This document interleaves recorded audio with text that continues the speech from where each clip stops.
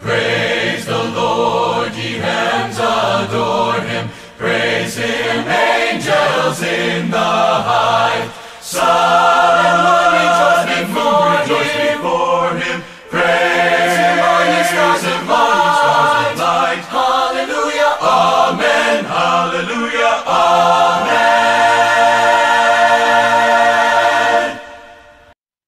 Inyong mapapakinggan ang programang Know Your Bible.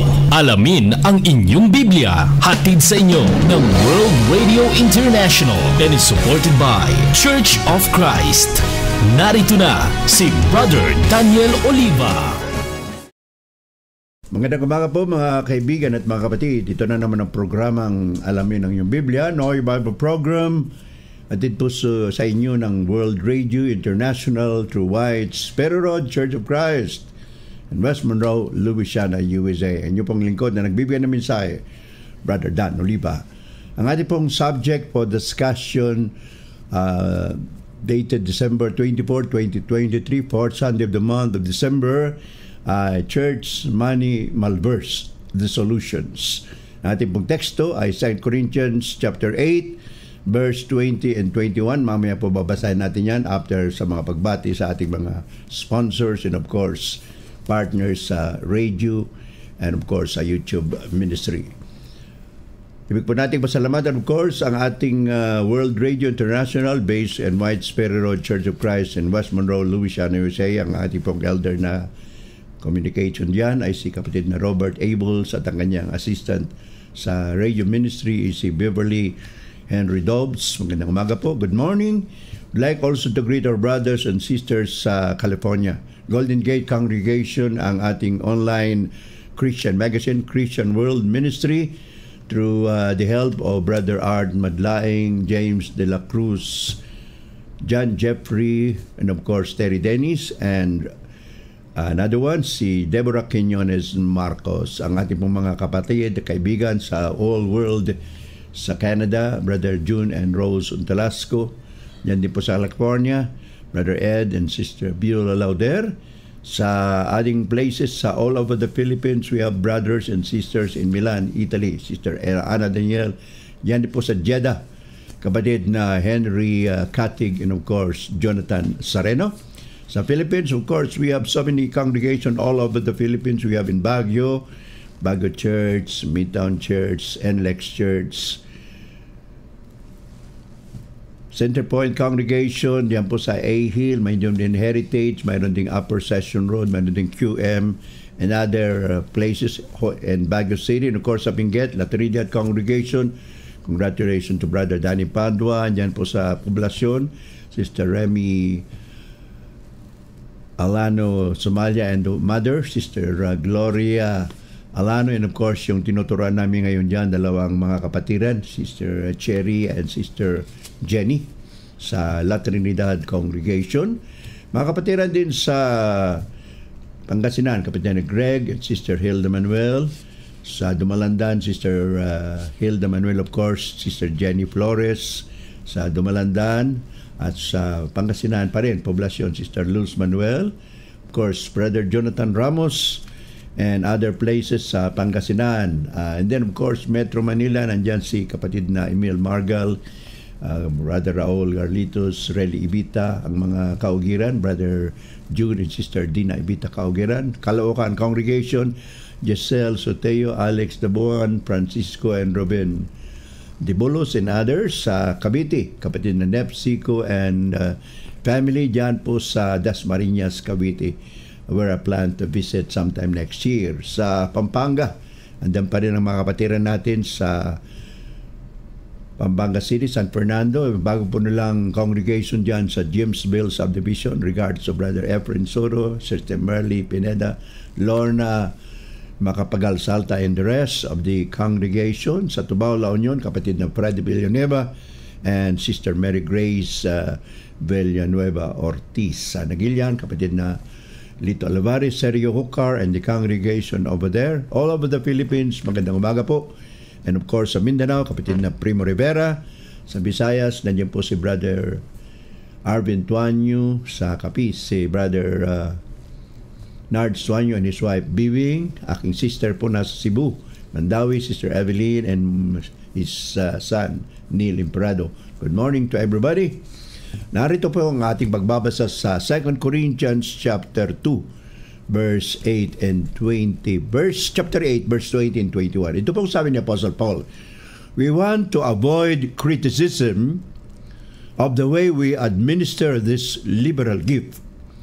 For we are taking pains to do what is right, not only in the eyes of the Lord, but also in the eyes of men. Yun po sabi ni Apostle Paul sa 2 Corinthians chapter 20, verse 21. So sabi niya, ayaw naming magkaroon ng mga pagpupuna sa pag-aayos namin sa mga regalo ninyo o contribution para sa gawain ng Panginoon. Sapagkat gusto namin gawin ang tama, hindi lamang sa mata ng Panginoon, kundi sa mata ng mga tao. Siyempre, yung mga tao yung kaharap niya palagi. So ito po yung ating subject for discussion this morning, church money malverse the solution. Ano po ang solusyon kapag ang pera ng iglesia ay winawaldas ng mga humahawak nito? Yan po ang magandang subject natin for December 24, 2023. Now let's go to our introduction. The Apostle Paul wrote in 1 Timothy chapter 6 verse 10 using the King James Version. Sabi ni Apostle Paul, the love of money is the root of all evil, which some coveted after have erred from the faith and pierced themselves through with many sorrows. So sabi ni Apostle Pablo, ang pagmamahal sa pera o sa salapi ay siya pong ugat ng lahat ng kasamaan. Dahil ginawa ito ng mga tao, nagkamali sila sa kanilang pananampalataya at nagatid sa kanilang sarili ng napakaraming kalungkutan at kapighatian. 1 Timothy chapter 6 verse 10. So the Apostle Paul gives two evil results of covetousness in his letter to Timothy. They are erring from the faith and experiences many sorrows. So ang dalawa pong resulta ng pagiging sakim sa pera. Sabi ni Apostol Pablo, nagkakamali sila sa kanilang pananampalataya at nakakaranas sila ng maraming kapighatian sa buhay bilang mga alagad ng Diyos. So sa ating pong pag-aaral, sa bagang ito, 4 na parte po ng leksyon na ito ang ating pagbibigyan ng pansin. Number 1, what is the meaning of malversation of church money? Ano po ang kahulugan ng pagwawaldas ng pera ng iglesia? Number 2, how can the church money or funds be malversed?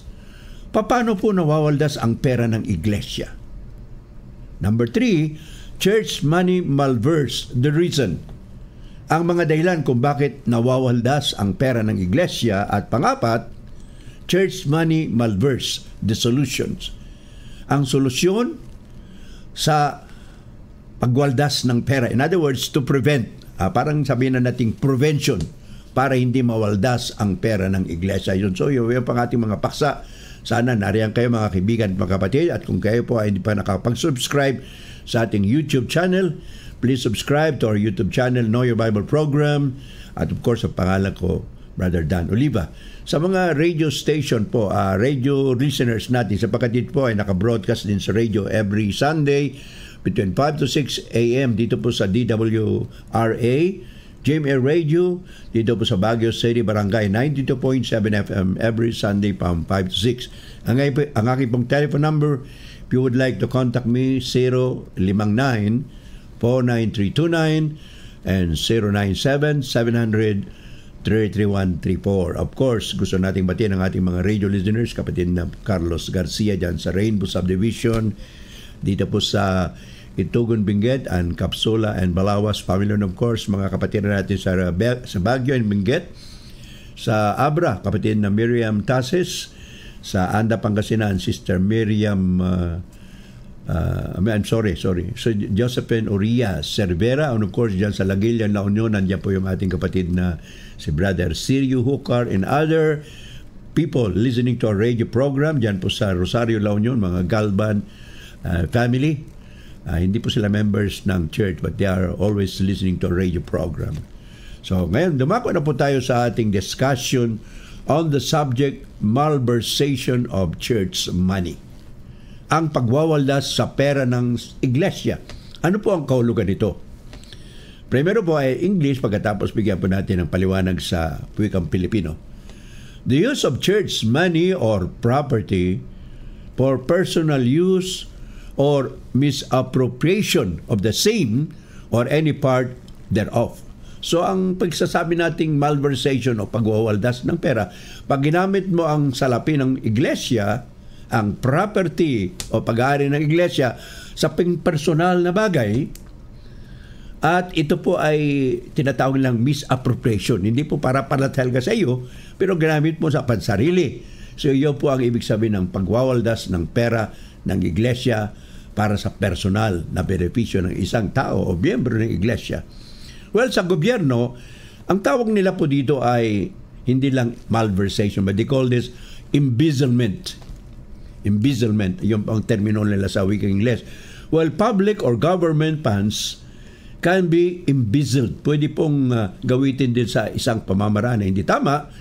It is classified as ordinary and technical and intentional or culpable. So po yun yung classification nila, ordinary embezzlement or technical.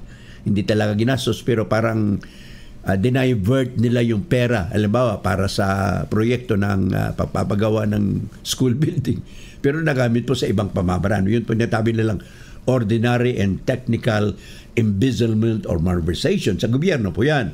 Pwede rin yung intentional or culpable. Alam nila na hindi para doon sa halimbawa school building, ginamit nila sa ibang pamamaraan, sa ibang proyekto. So yan po yung intentional, at culpable means ibig sabihin criminal. May penalty po yun sa gobyerno, sa ating batas. Now, let's regards to the church. Misconduct in the church, corruption or misuse of church money and funds. So sa iglesia, kung ina-apply po natin ito sa lokal na iglesia, so yung hindi tama na paggamit ng pera, tinatawag pa rin corruption, pagwawaldas ng salapi ng iglesia. Yun po ang ibig sabihin ng malversation of church money, pagwawaldas ng pera ng iglesia. Now, there are elements of malversation of church money. Ano po yung dalawang elemento? So sabi natin nagkaroon ng malversation kung meron ito. Number one, the church offender or the offender is a church treasury or member. Ang gumawa ng kasalanan ay miyembro ng iglesia at pwedeng siya rin ang tresurero or tresurera, pwedeng babae rin. O number two, he or she has custody or control of church money by reason of duty or position. Siya po ang may hawak, may control, siya ang nagtatago ng salapi ng iglesia dahil yun ang kanyang trabaho at ang kanyang posisyon, obligasyon niya. Siya binigyan ng tinatawag na trabaho na yun. So, yun po yung dalawang elemento na pwedeng magkaroon ng tinatawag nating malversation ng pera ng iglesia or pagwawaldas ng pera ng iglesia. Number 5, embezzlement is a type of financial crime involving theft of money from an organization. So, isa pang definition o kahulugan ng embezzlement sa salitang Ingles, embezzlement sa Tagalog, pagwawaldas, ay isa pong uri ng tinatawag na financial crime. Krimen tungkol sa salapi. O yun, parang ninakaw mo na rin. At kung ito ay ginamit mo sa ibang pamamaraan na hindi intended sa bagay na yun, pwede pong pagnanakaw yun. Classified as theft, pagnanakaw. At ito ay ninakaw mo sa isang organisasyon, pwedeng association, pwedeng kooperatiba, at pwede pa rin iglesia. And it, of course, it involves a trusted person taking advantage of his or her position to steal funds or asset over a period of time. Ulitin ko po. So ito po ay involving, kasama ang isang pinagkakatiwalaang tao na he took or she took advantage of her position. Ginawa niya yung posisyon niya at ginawa niyang beneficial para sa kanyang sarili, at ito po ay para nakawin, waldasin ang pera sa loob ng medyo mahabang panahon. Mayroon pong panatawag na particular time. So yun pong ibig sabihin ng malversation of church money or tinatawag na lang embezzlement. Now let's go to the second part of our lesson. Question: how can the church money or funds be malversed? Paano pwedeng mawaldas ang pera ng iglesia? Whether it's big or small, yun ang katanungan natin at sasagutin natin, mga kaibigan at mga kapatid. There are 7 parts of this lesson. Number 1, the local church should use its funds for evangelism, edification, and benevolence to needy saints. And sometimes ginagamitan din nila yung mga kamag-anak ng mga miyembro o banal.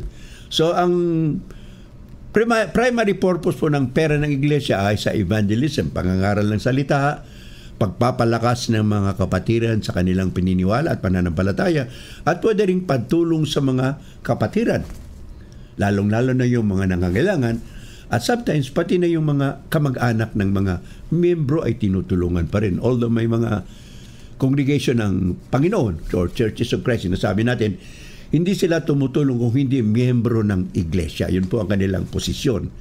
Number 2, if the church uses its funds for anything other than the above-mentioned items, it would be misappropriating the Lord's money. So yung mga naniniwala na pag ginamit ang pera ng iglesia sa hindi pangangaral ng salita, hindi sa pagpapalakas ng pananampalataya at hindi rin sa pagtulong sa mga kapwa Kristiyano, sabi nila, isang uri ng pagwawaldas daw yun ang pera ng iglesia. That is their position. At of course, pinapatunayan nila. Well, ito yung mga dahilan nila. Why? Because all other things are not authorized by the Word of God. So pati yung paggamit ng pera ng iglesia, mga kapatid at mga kaibigan, mayroon pong authorization. Mayroon pong pahintulot ang salita ng Diyos. Saan po natin mababasa yung mga authorization o pahintulot yan ng iglesia o Biblia tungkol sa paggamit ng pera ng iglesia? Ito po, 2 John chapter 1 verse 9. Ikalawang Juan 1:9. Ano pong sabi ni Apostol Juan? Everyone who goes ahead and does not abide in the teaching of Christ does not have God. So ang sabi na po dito ni Apostol Juan, ang sino mang lumalampas sa mga itinuro ni Kristo ay wala silang Panginoon Diyos. In other words, kung anong tinuro ng Panginoon, yun ang sundin. Kung hindi po itinuro, wag nating sundin. Halimbawa, hindi naman sinabi ng Biblia na ang pera ng iglesia ay gastusin mo sa tinatawag na pagninegosyo. Tatayo ka ng isang business empire. Hindi po nakalagay yun sa Biblia. Alright? Number 2, sabi pa rin ni Apostol Pablo sa Colosas 3:17. Colossians 3:17. Sabi ni Paul, whatever you do, and word or in deed, do everything in the name of the Lord Jesus.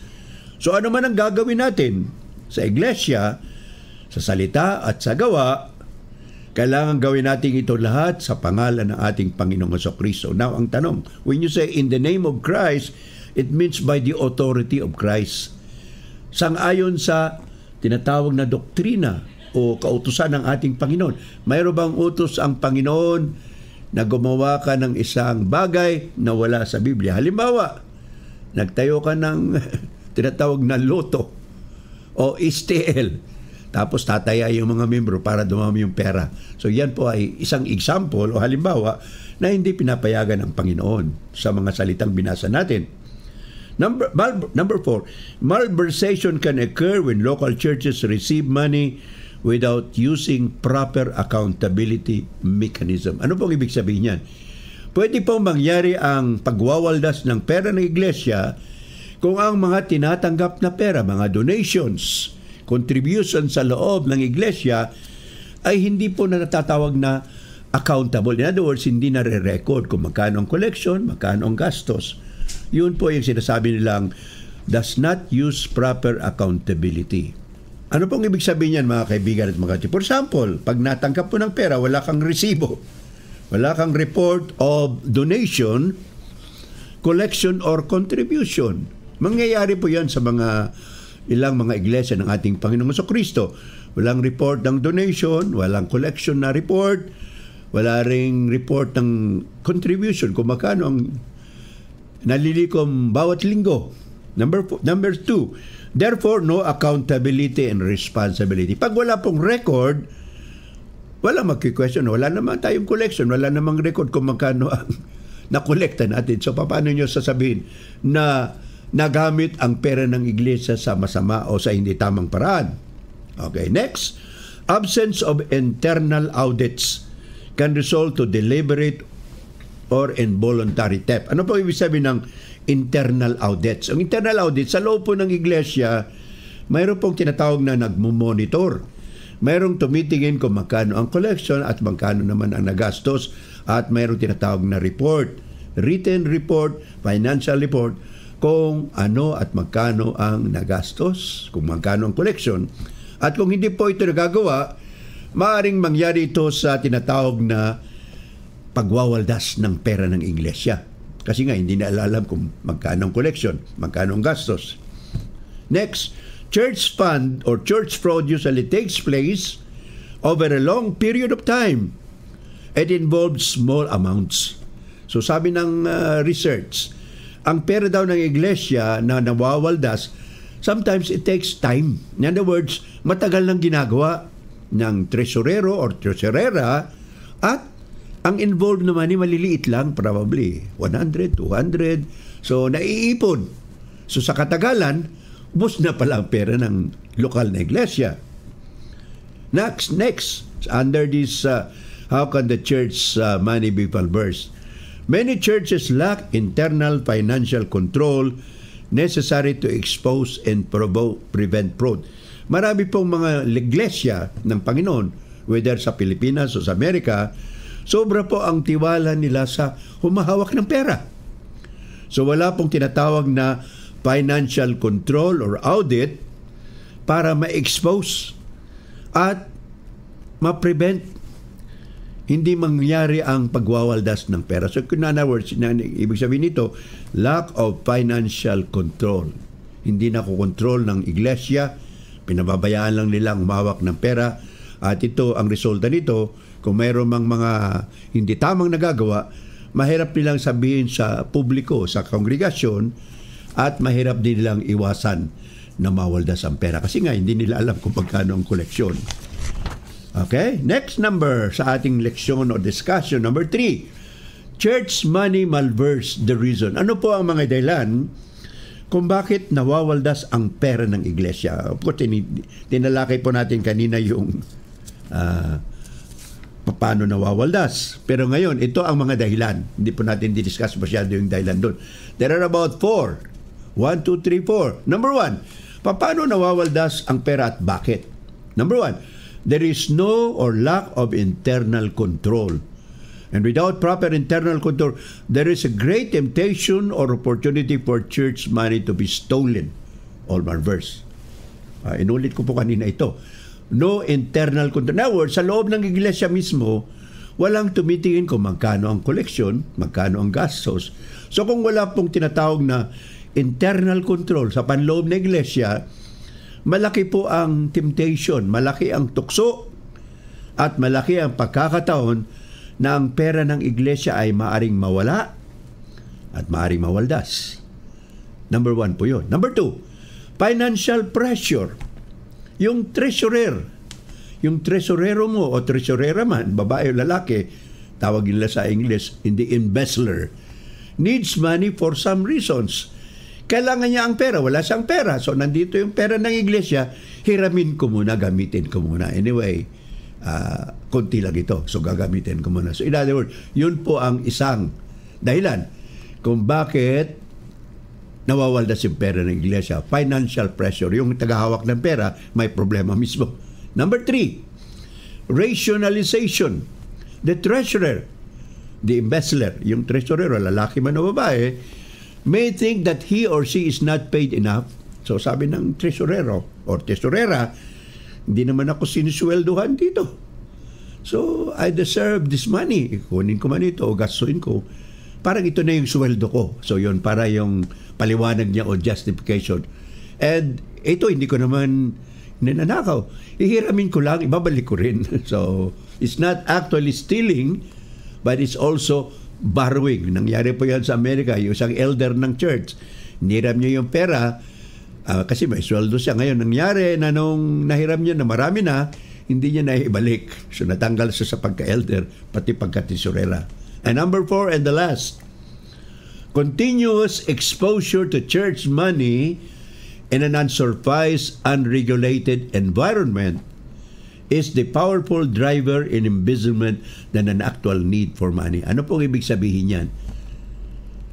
Ikaw po ay exposed. Palagi kang nakaharap sa pera na marami masyado. Wala namang tumitingin kung malaki man o maliit. Pinapabayaan ka lang. So, in other words, libre ka. So, ito po ay isang tinatawag na tukso. More powerful driver in embezzlement than an actual need for money. Hindi mo talaga kailangan ng pera. Kailangan nandun. Nandun, ang dami. Wala namang nangangailangan. Gamitin ko muna. So, yun po ang case nila. At of course, sa Biblia, mayroon po tayong example.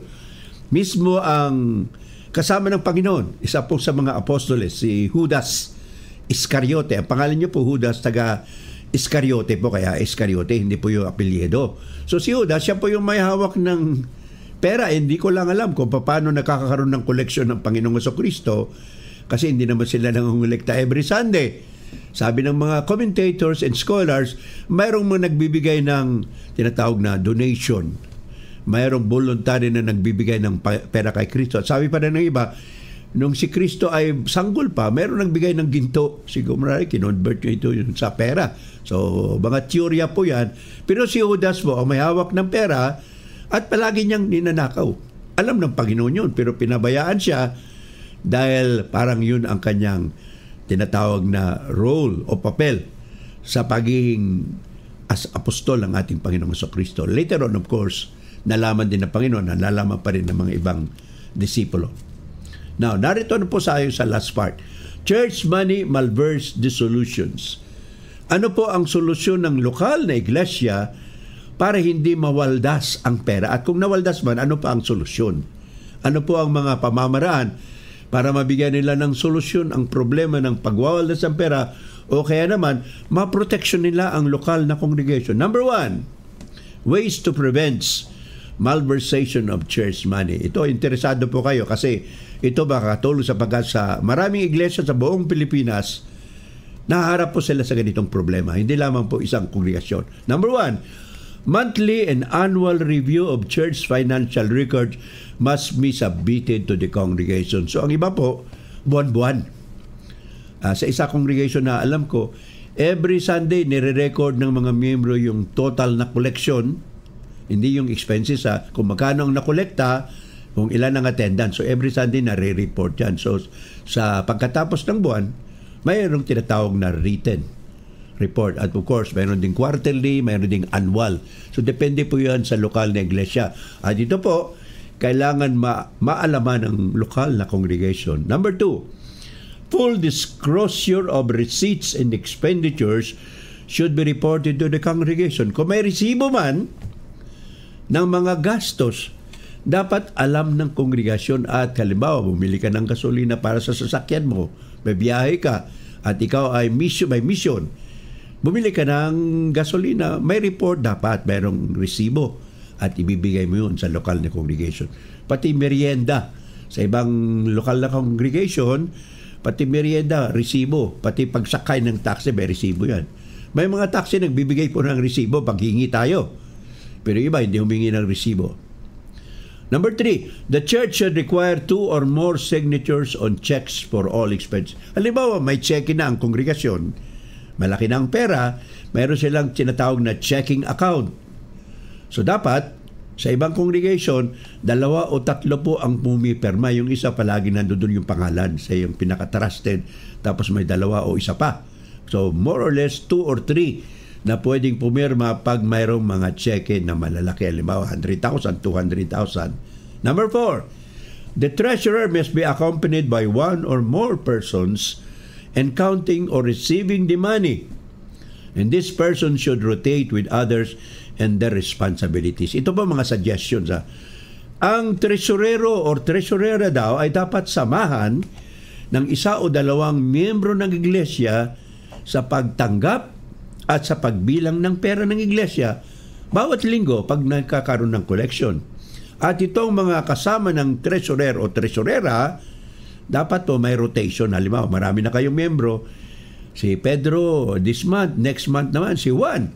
O next month si Maria. Yun po yung pinatawag nating rotation sa responsibility nila sa pagbibilang ng pera. May nangyari po sa isang kongregasyon dito po sa Baguio.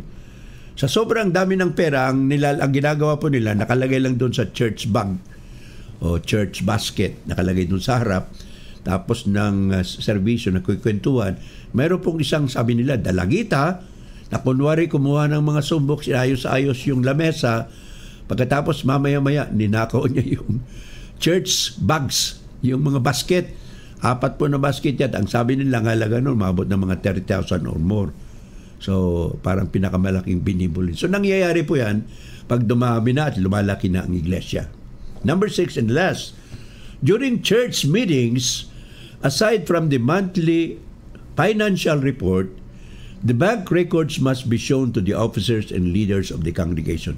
Mayroon pong kongregasyon dito sa Baguio, kapag nagmi-meeting na sila, weekly po ang meeting nila every Tuesday. Pag nagmi-meeting nila yung finance committee, kasama yung treasurer doon, pinapakita nila yung magkano ang nagastos, magkano ang collection, at magkano yung tinatawag ng balance. At kung pinapakita rin nila, halimbawa ang balance 100,000,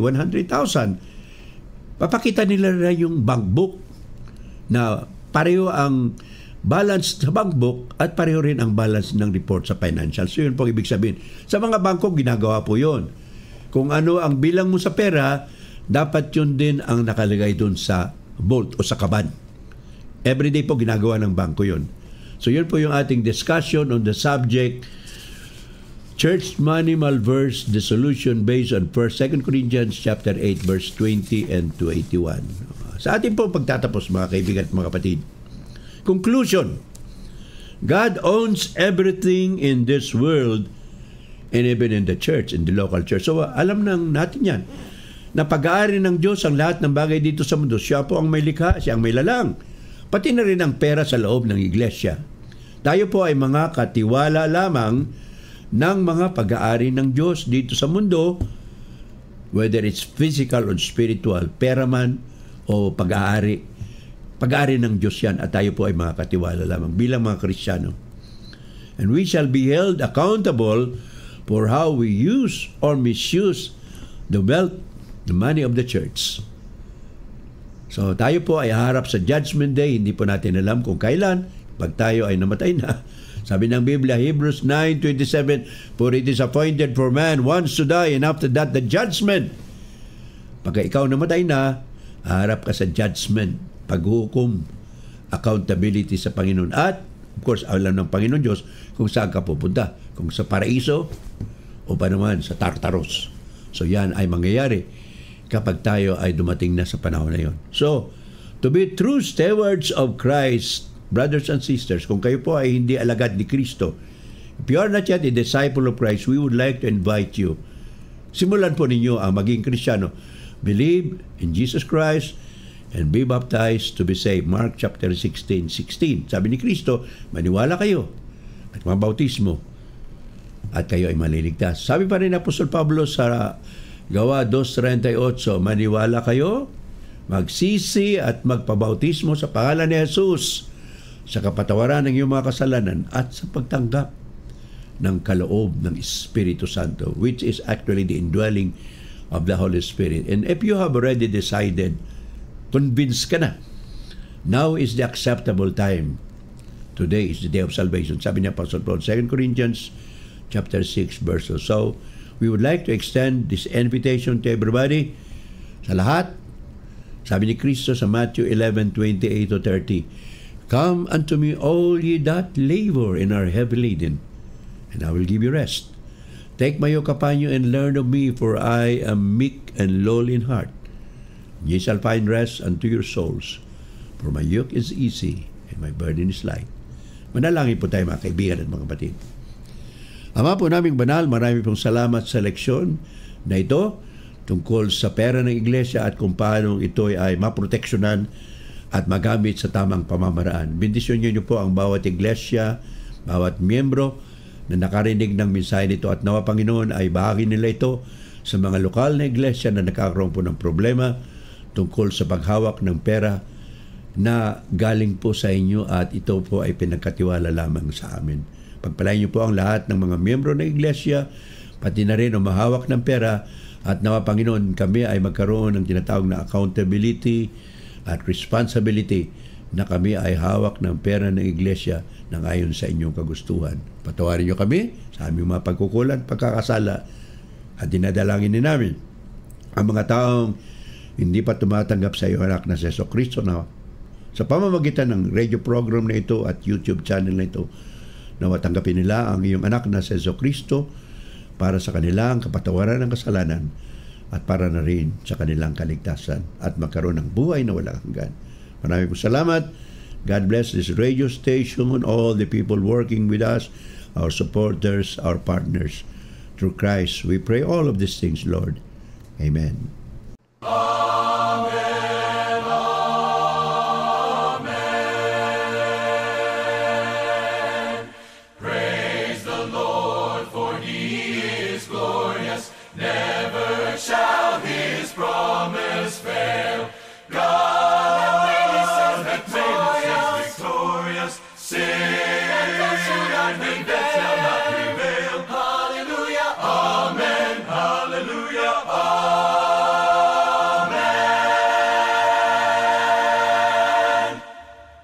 Amen,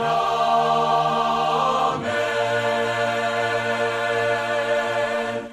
Praise the Lord of our salvation. Host on high, His power proclaim. Heaven and earth and all creation, laud and magnify His name. Hallelujah, amen. Hallelujah, amen.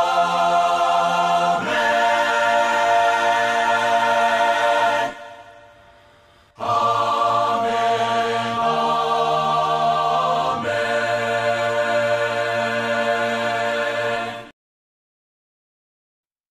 Inyong napakinggan ang programang Know Your Bible.